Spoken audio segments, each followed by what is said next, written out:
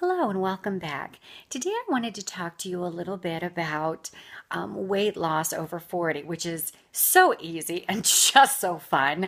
Um, I'll tell you a little story. I told you before, I grew up in small-ish town in Pennsylvania, York, Pennsylvania, and we like our food.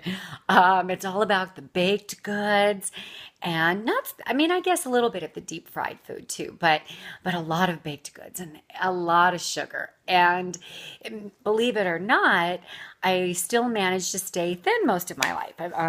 Not like, oh my God, give her a donut before she passes out thin, not eating disorder thin, but certainly not overweight. I'm 5'3", so I'm not terribly tall, but I've always been size 4-ish, a 2, a 4, that sort of thing, most of my life, my teen years on through my early adult years. And I had my son when I was older. I was 37 years old when I had him. And it's funny because you have a baby and then you lose this weight and you tell yourself, oh, it's baby weight. It'll come off on its own. And some of it does, but the older you get, the more difficult it is. They say, well, your metabolism slows down, or it's not a priority, or that's when I was young, but that was then, this is now. And I started to adopt the same mentality. Well, I used to be thinner, but life marches on. It's okay, it's all good, it's okay. But it really wasn't okay. And Jimmy must have been in second or even maybe third grade. And I looked in the mirror one morning and I thought, what the hell? I mean, and I'm sorry for swearing. I make it policy. Really don't want to swear on here or make you feel uncomfortable. But I did. I like, what is going on? Where are you? Not even who are you, but where'd you go? What happened? And I felt as though I had lost that edge, that edge, that thing, that essence. And my husband was great about it. It's not that he was criticizing me or would come up and grab my love handles or something or play with my extra chin, because there was one. He was great. He was really great about it. But it was something that I wanted to do because I didn't feel good. And so I want to talk to you about this, and probably over a few weeks. Maybe we'll do it, as the Friday segment until I've got a couple of the biographical interviews lined up, because I want to do a monthly feature of people who have overcome challenges and, adversity in their life. And we'll do those as well.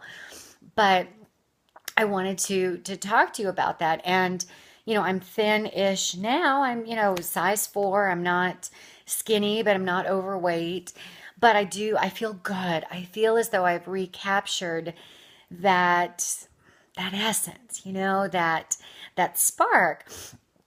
And the truth is, feeling this way, it's very interesting because I actually feel as though there's more to give to my family. I was kind of in a shell. I felt like I was hiding. I don't know if you've ever felt that way, but I certainly did. And I feel more exposed now and more accessible.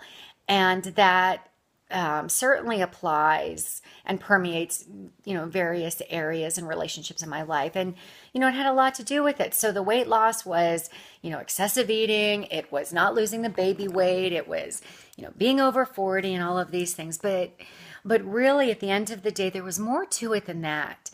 I had been hiding, I'd been hiding.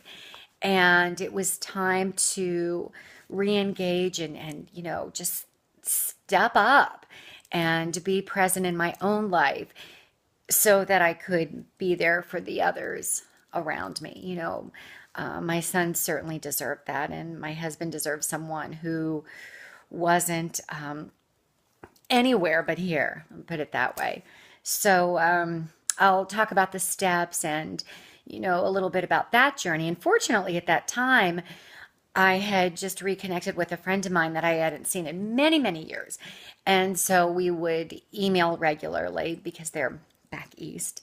And it helped me tremendously, just knowing that there was that's something to look forward to. So if you have a person in your life that isn't necessarily your your children or your spouse, and it can be. But in my particular case, it because they're so close, it was nice to have someone else to bounce things off of and frustration off of, because truly, with your family, they love you just as you are. Oh, you're fine. Don't worry about it. You're fine. We love you for you.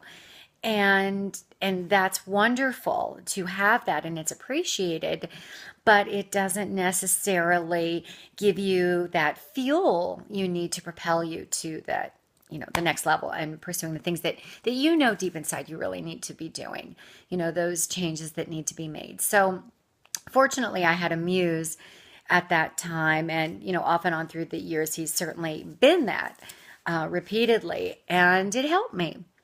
It really helped. And that was 4 years ago. I'm 49 now.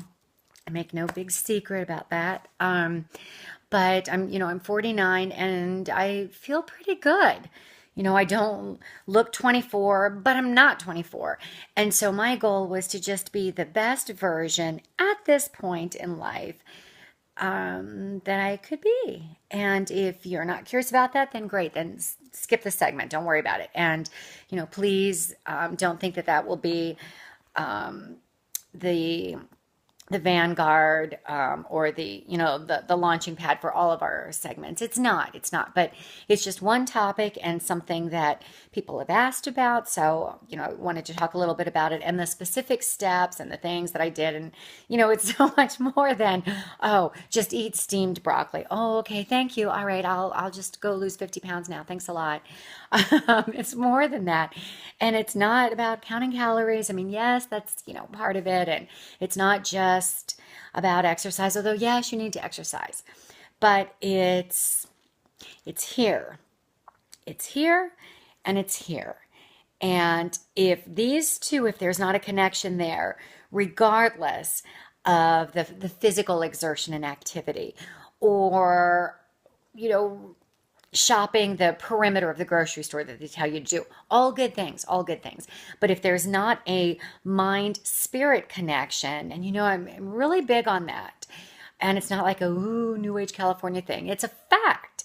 The signals that are sent to your brain, and I think that they are signals sent from your heart to your brain throughout your body. I think it starts right here. Your heart, your spirit, your soul. And from there, the body will direct every other aspect of your physical being accordingly. So anyway, that's that. And I will talk to you very soon. I hope to see you again. And thank you for your patience. Bye.